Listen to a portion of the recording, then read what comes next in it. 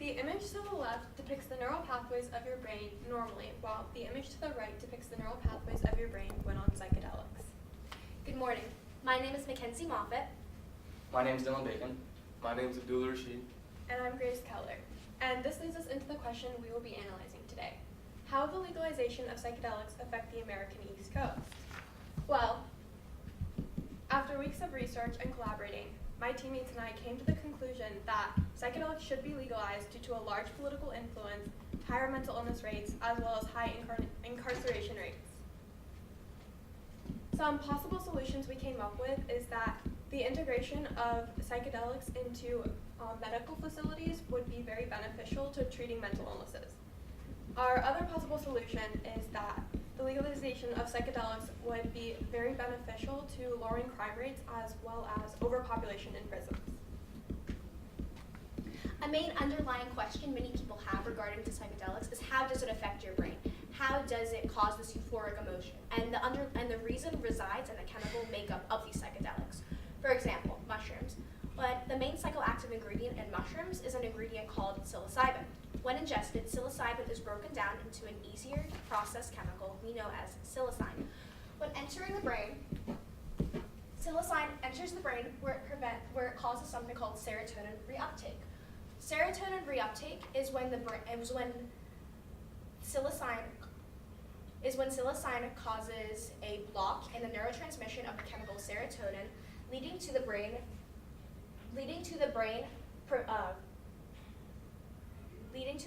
producing more serotonin, which leads to these euphoric emotions. Furthermore, psilocybin also has a very similar chemical shape to serotonin, which makes it able to bind to channel pathways, causing hallucinogenics.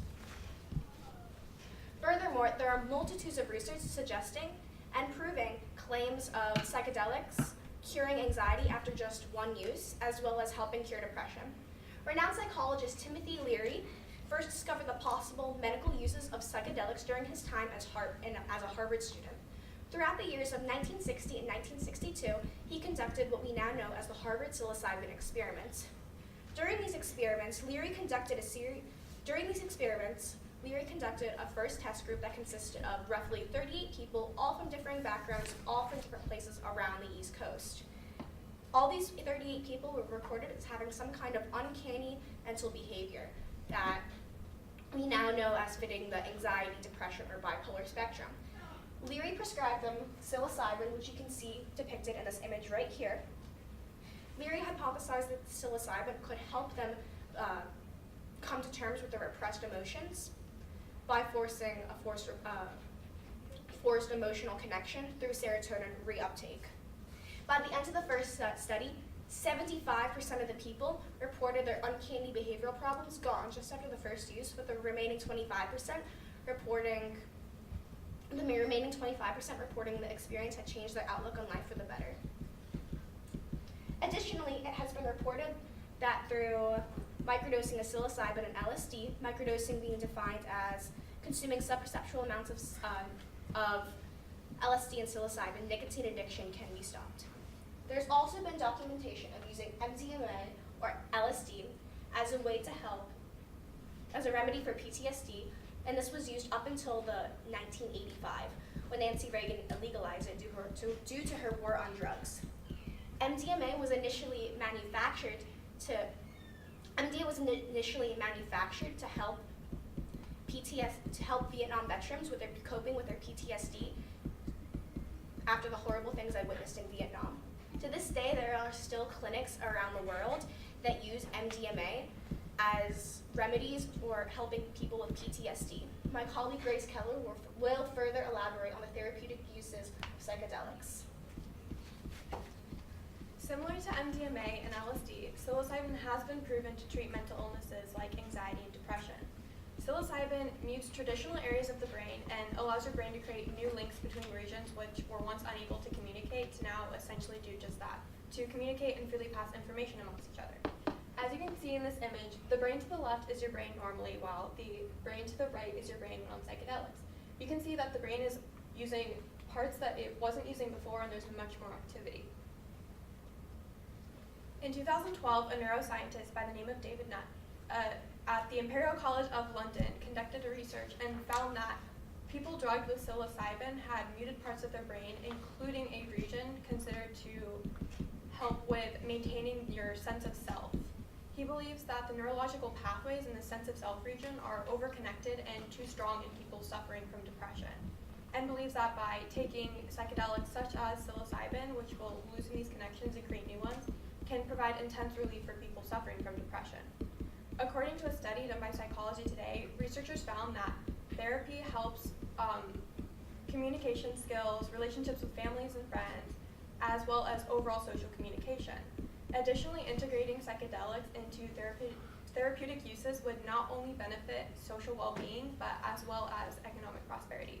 My colleague Abdullah Rashid will further expand on this concept. Mental disorders are among the leading causes of ill health and disability worldwide. Around 450 million people currently suffer from such conditions, and it is estimated that 1 in 4 people in the world at some point in their lifetime will suffer from these mental and neurological disorders. So again, therapeutic use of psychedelics will have a twofold effect on the economy.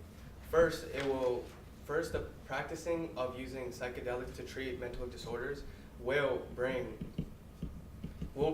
stimulation to the pharmaceutical industry, which will also boost the economy, and also the mental health of the workers will be improved, therefore boosting the economy. Let's further indulge into how this would further boost the economy. So we can first start at how the workforce can be increased, and this can be done in 2 ways.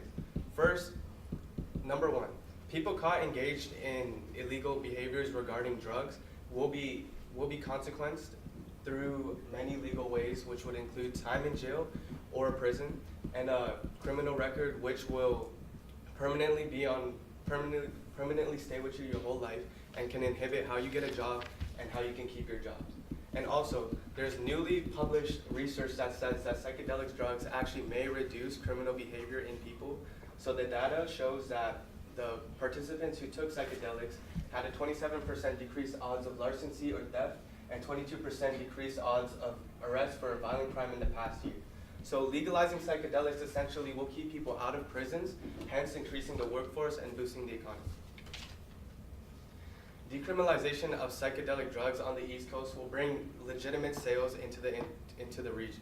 This would be how the psychedelic drugs would get taxed, and this would increase the revenue for the IRS, also known as the Internal Revenue Service, and this would bring more funds to the federal government operations. To further upon my partner Abdullah Rashid's point, the taxation of psychedelics on the American East Coast would be vital. Roughly around 15 million people on the East Coast use psychedelics. If we're able to tax these 15 million people, this could generate millions, maybe even billions of dollars for the government to use to fund special projects. For example, some of these special projects could help senior citizens and veterans out to get proper treatment after they come back from the war, and to help make sure the senior citizens lead the rest of their lives peacefully. And another great example is funding to the space exploration program. With this, we would fund the space exploration program because many of the advancements that have happened in the space exploration program we use in our everyday lives today. To continue, psychedelics are very important to innovational thinking. Many people have this misconception that psychedelics can harm your brain waves and harm your creativity, but that's highly disproven. Psychedelics make you tackle problems from different angles and have to be creative about it. For a great example is Carlos Rivera. He's a famous theoretical physicist. He's famous for creating quantum theory and his contributions to the space-time continuum. But he wouldn't have been able to do this without his use of LSD trips. His LSD was very important to sparking this passion for quantum theory and creating it. And this leads us to our final solution. The legalization of psychedelics on the East Coast of the United States would positively impact the people medically, socially, economically, and politically.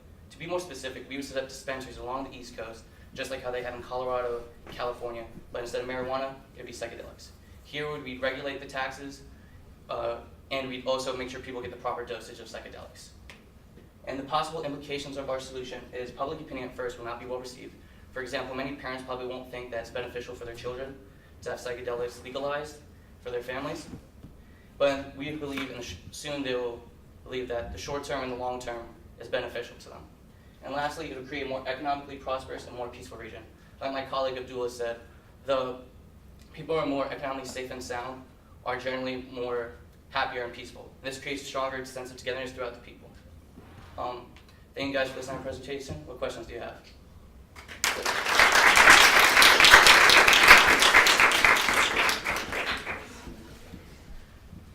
You all take a step that way. Thank you guys, appreciate it. Okay, so we do have 4 questions for you. Immediately, there's 4 of you in the group. We'll start over here. Hi, Grace. Hi. Describe how the content of your team presentation changed as a result of your discussions. Well, after discussing, we found a way to really make our solution actually include all of our lens, as mine being social, Dylan's being political, Abdul's being economic, and Mackenzie's being medical. And with our solution, we found that talking about Mackenzie's very influenced mine because she gave the whole background information on how psychedelics affect people, and I was able to really use that to integrate it into people's social lives. All right, thank you. Dylan, reflecting on your colleagues' work, which one had the greatest impact on your overall understanding of the problem?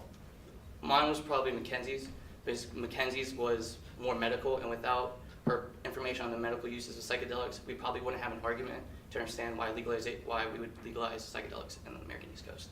All right. Dula, in what way did you improve your ability to work with a group as a result of this project? Well, I've worked on how to set deadlines, permanent deadlines, which you would actually need to work towards, so you don't need to procrastinate in the end, which is a big problem still for some people. So when you have your deadlines, then you're going to get everything done on time, so then there's no stress and you can practice more. All right. And Mackenzie, what is a way in which your team's resolution makes you think differently about your own research?